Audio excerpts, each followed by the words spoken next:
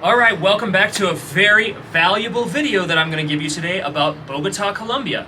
I'm going to talk about the pros and cons, whether you're coming here as a tourist, as a digital nomad, or an expat. So welcome to Bogota, and let's dig in.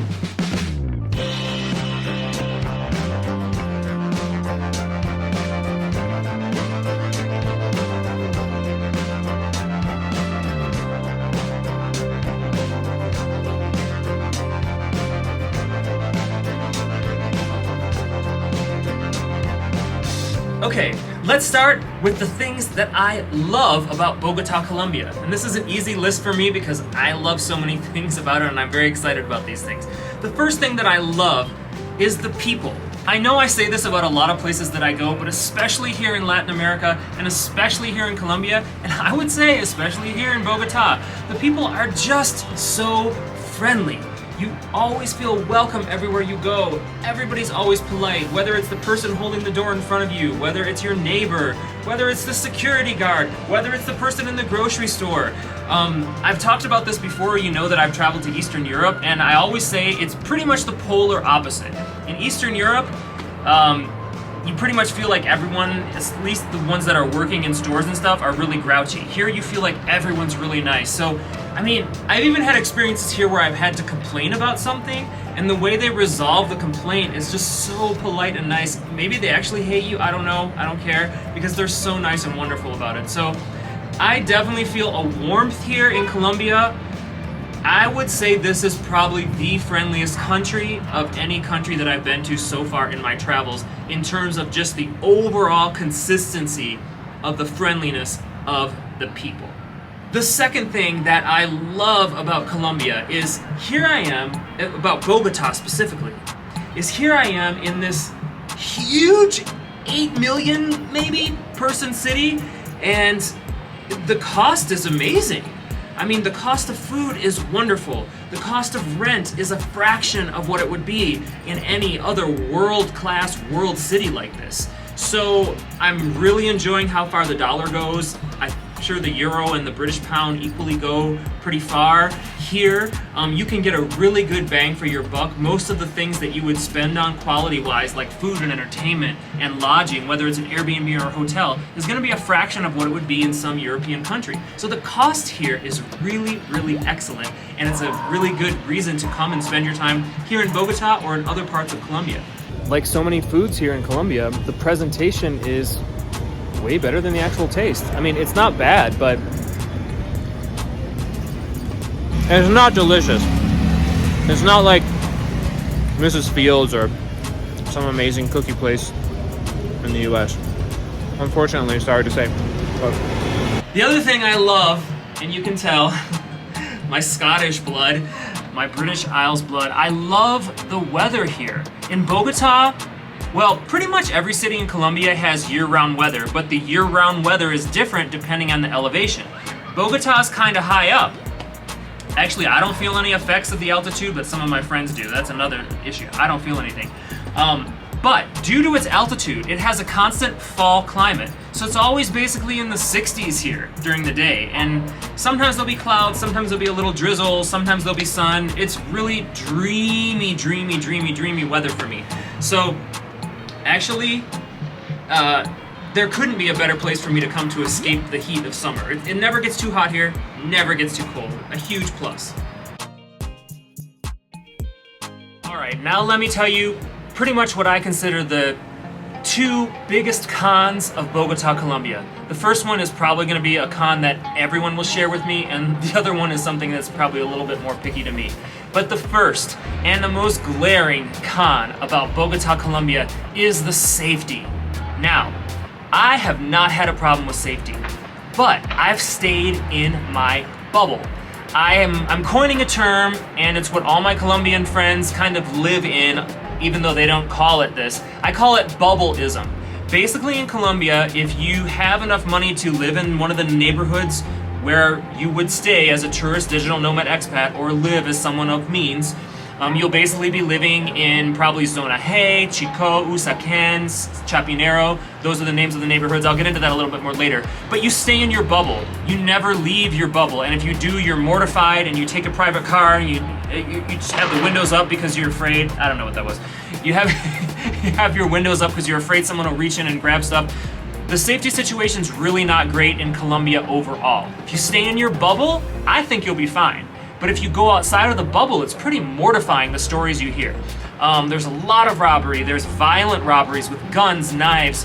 There's a drug here that grows here, and it's called scopolamine. In Spanish, they call it scopolamina.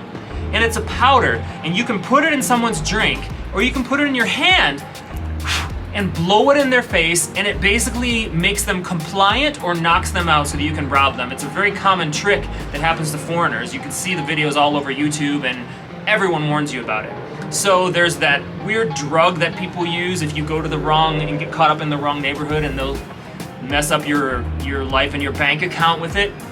Also, another example of the lack of safety here and just the craziness is I went to a park called Parque Nacional, which basically means the national park. And while I was there, a couple, a heterosexual couple, man and woman, were basically just enjoying a lunch, a little picnic. Someone came up and tried to rob them with a knife. The guy went to get in his bag to give them supposedly the money, pulled out a gun, shot the robber, missed him once, and like hit him in the arm the second time, so he goes running off.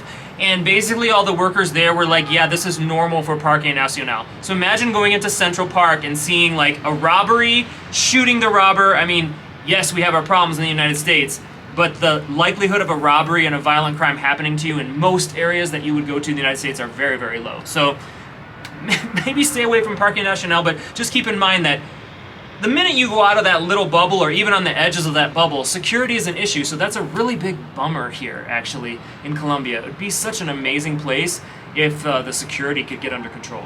The other major nuisance, which might be for some people, if you're like me, maybe not, I love quiet. Colombia's not quiet.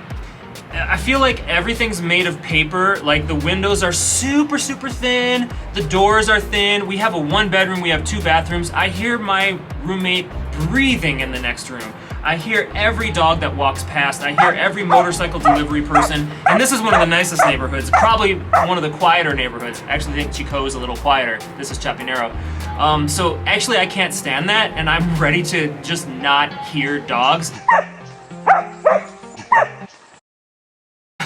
in Colombia. So they're really used to noise, and they don't have the same like laws and sensitivity about noise as we would in parts of the US or a place like Germany where you're supposed to be quiet and they consider it a respectful thing to your neighbors. Here they don't care. So like Colombians also get up really early in the morning because it gets dark around 6 o'clock, and after that it's not that safe. So everyone here gets up, it seems, at like 5:30 in the morning. So if I want to sleep until 9 or even 8, I can't even sleep really well after 5:30 because the windows are so thin, and there's that forced opening in the kitchen. In the kitchens, you have to have a vent that's open to the outside because they're afraid of gas leaks or something. I don't know how we solved this problem in every other country so far besides Colombia, but they have to have an opening, like opening that anything could get in. And it just lets all the sound in. So starting at 5:30 in the morning, I hear like nonstop for 15 minutes. And then some people come out about 6, and then some people come at 6:30. So it is a noisy country. And it's not, you actually have to work hard to find a quiet place if you just want to be like a bookish writer like I do. So that's a challenge for me, finding a quiet place here. These windows feel so thin that I'm afraid if I lean against it, I'm literally gonna topple to my death, and it's gonna fall completely through. You hear every dog bark, every fart, every noise from thousands of neighbors. Colombians apparently are okay with that. And then we try to cover this, but every place here in Bogota forces you like to constantly have something open to the outside. Like I can stick my fingers in there. Cockroaches, mosquitoes, anything could come in there. The cold air comes in there. It's really bizarre to me why they force you to have an open vent. There's another one at the bottom. It looks like the previous tenant tried to cover up. So in Colombia, you have to have an opening to the outside. Apparently they haven't figured out how to prevent gas leaks or something. I don't know, but that's been a major nuisance because you'll be sitting there trying to be warm and this freezing cold air will be coming through and you hear everything. Okay, so I just told you 3 things that I absolutely love about Bogota and 2 things that drive me nuts or that are nuisances.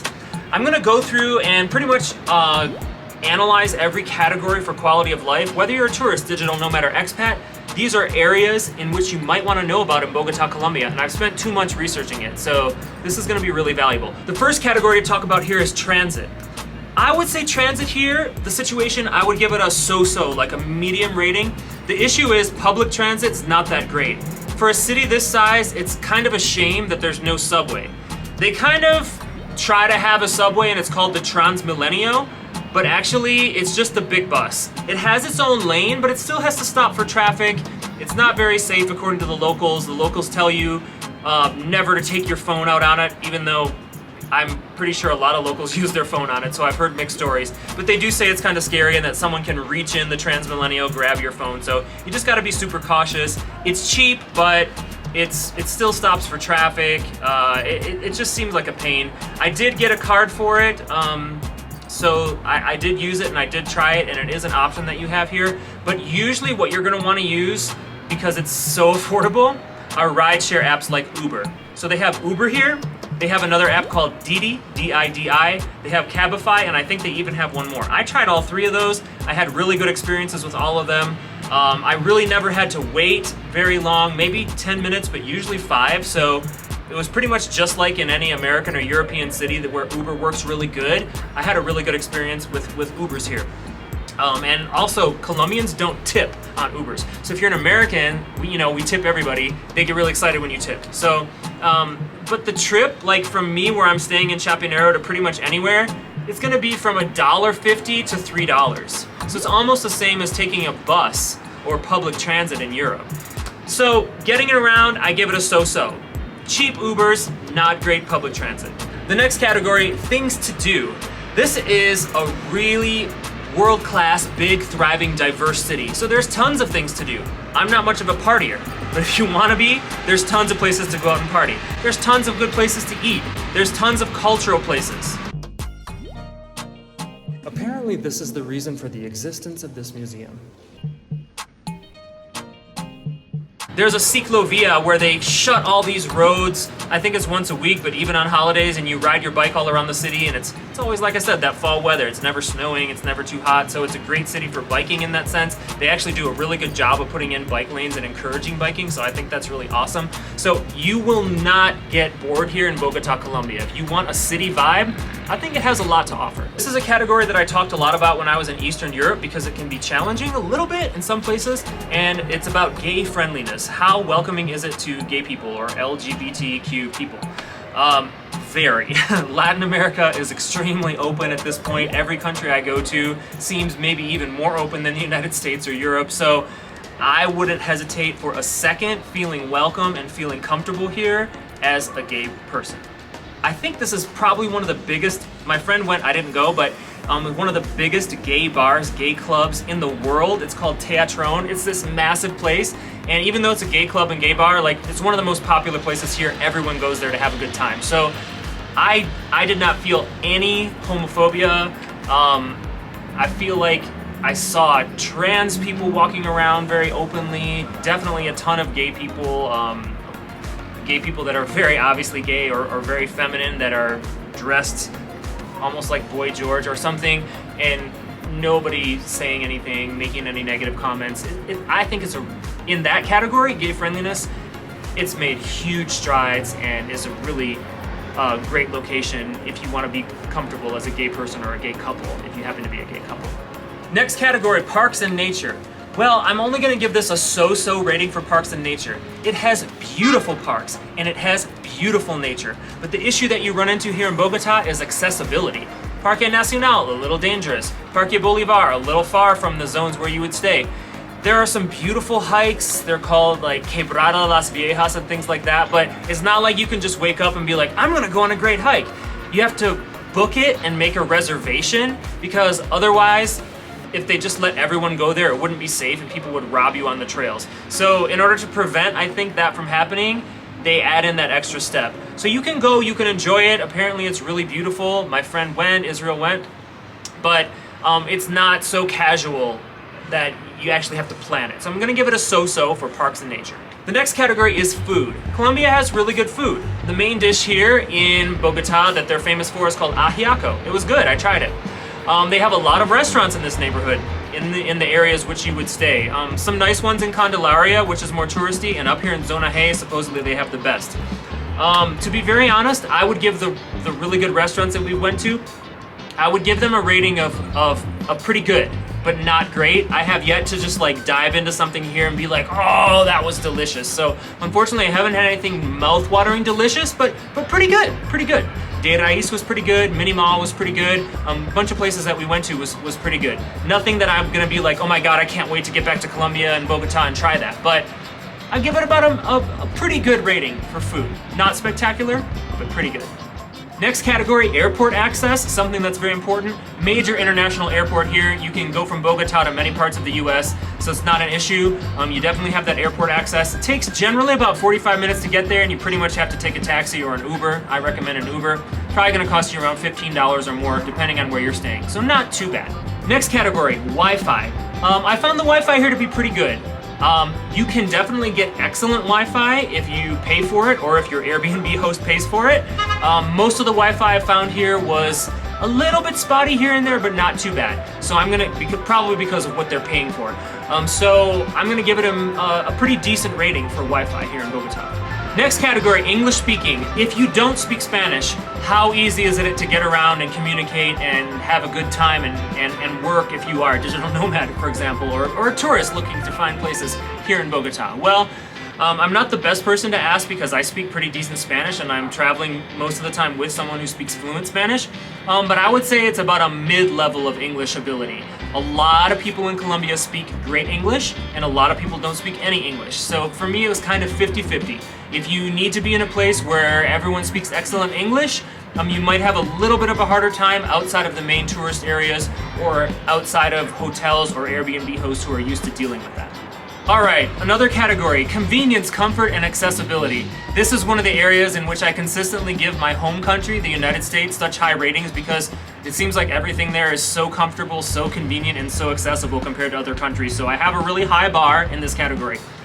Here where I'm staying in Chapinero, in Bogota, I think it's pretty convenient, pretty comfortable, and pretty accessible. So I give it a pretty decent rating in that category. Neighborhoods. What neighborhood would you want to stay in? Well, in order to be safe in Bogota, you pretty much have to stay in the bubble, which runs somewhere from the tourist area of the center all the way to the north beyond Usaquén. So you probably want to stay in a neighborhood. If you're a tourist and you want to be right there, you can stay in Candelaria, which is supposedly fine during the day and can get a little sketchy at night, but not too bad. And then as soon as you get north of that, it starts to get better and better. So Chapinero, perfectly safe, haven't had any problems. There's lots of security in all the buildings. Zona G, which is like Zona G in English, safe, good. Zona T, Zona Rosa, all in this similar area. North of that, it's called Chico. Actually, if I come back again, I probably won't stay in Chapinero because I don't like going up the hill and it's a touch more grungy than Chico. I like Chico. It's very flat. It's got beautiful parks like Parque 93, 93, that you can walk to. I really liked it. It was probably my favorite neighborhood and the quietest that I found because you know I don't love to hear lots of dogs all the time and things like that. So there's Chico and then there's Usaquén and the neighborhoods around that. Within the bubble, that's pretty much where you want to stay. So take a look at those neighborhoods and I'll write their name in the description as well. If you're coming here as a tourist or a digital nomad or an expat, these are the areas you're going to want to stay. Right now I'm in one of the nicer neighborhoods of Bogota. I am in the neighborhood called Chico, which looks like Chico, but it's actually pronounced Chico with an accent on the O. It's got kind of like a Beverly Hillsy vibe, but definitely not Beverly Hills prices, so don't worry about that. The main center here is a park. It's called Parque de la 93, which is 93 in Spanish. And you can tell people here are really relaxed. It feels very safe. You can see the mountains in the background. One of the things I always talk about, how much I love about Bogota, is that it pretty much always feels like fall. So it always feels like kind of a nice fall day. It may be sunny for part of the day, might rain a little bit. It's never like a torrential downpour, it doesn't seem like. So yeah, this is Chico. Lots of nice little businesses and restaurants around this park, and you can kind of come chill in a park just like you would in any beautiful city. One of the things that I'll miss the most is we actually decided we didn't want to be eating out a lot and wanted to keep in shape and still have good food. We found this app. recommended by a friend. It's called Manzana Verde. They deliver freshly made food, calorie counted, protein balanced, to your door every day. So we did that and we're addicted to it, and I'm so gonna miss it. Literally amazing. So I'm gonna heat this up now in the microwave and eat it.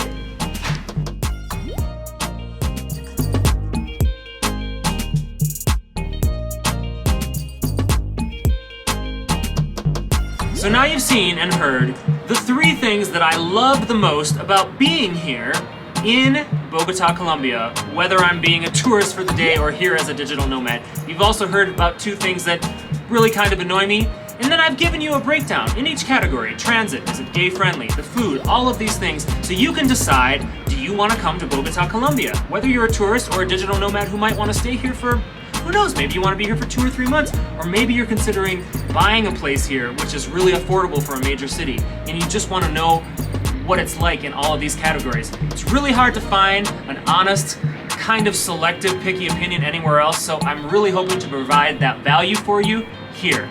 My final verdict about Bogota, Colombia, I do give it a thumbs up. I like it here. I like the people. I like the weather.